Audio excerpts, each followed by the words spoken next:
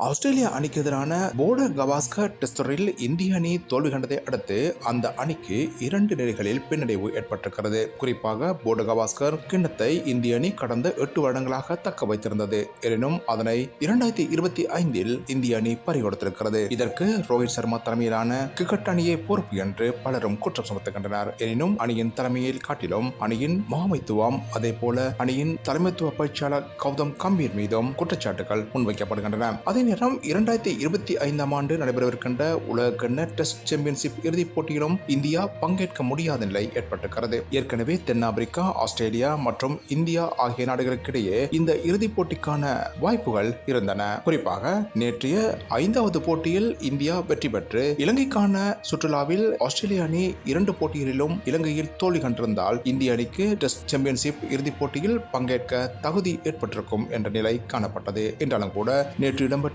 போட்டியில் இந்திய அணி தோல்வி கண்டமையால் நேரடியாக ஆஸ்திரேலியா ஏற்கனவே இறுதிச் சுற்று போட்டிக்கு தகுதியாயிருக்கும் தென்னாப்பிரிக்க அணியுடன் போத்தில் நடைபெறவிருக்கின்ற உலகக்கிண்ண டெஸ்ட் சாம்பியன்ஷிப் இறுதிப் போட்டியில் பங்கேற்க தகுதி பெற்றிருக்கிறது. எனவே தற்போதைக்கு உலக டெஸ்ட் சாம்பியன்ஷிப் இறுதிப் போட்டியின் 2 பங்கேற்பாளர்களும் தெரிவு செய்யப்பட்டுள்ளார்கள். இது இந்திய அணியை பொறுத்தவரையில் கடந்த சில ஆண்டுகளில் சந்தித்த பாரிய பின்னடைவாக கருதப்படுகிறது.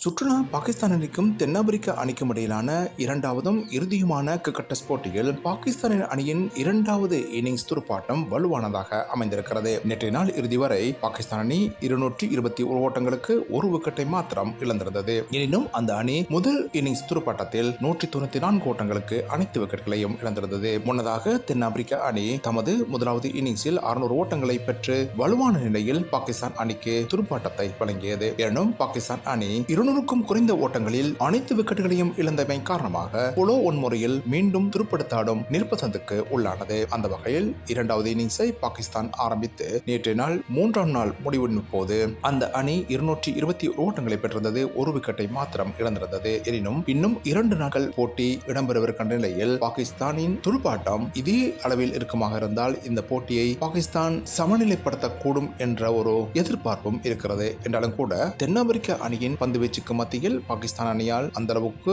2 நாட்கள் தாக்குப்பிடிக்க முடியுமா என்பதும் இங்கு கேள்வியாக எழும்பியிருக்கிறது. ஏற்கனவே தென்னாப்பிரிக்க அணி உலகக்கிண்ண டெஸ்ட் சாம்பியன்ஷிப் இறுதிப் போட்டிக்கு தெரிவாகிய நிலையில் அந்த அணி தற்போது வலுவான நிலையில் இருப்பதும் இங்கு குறிப்பிடத்தக்கது.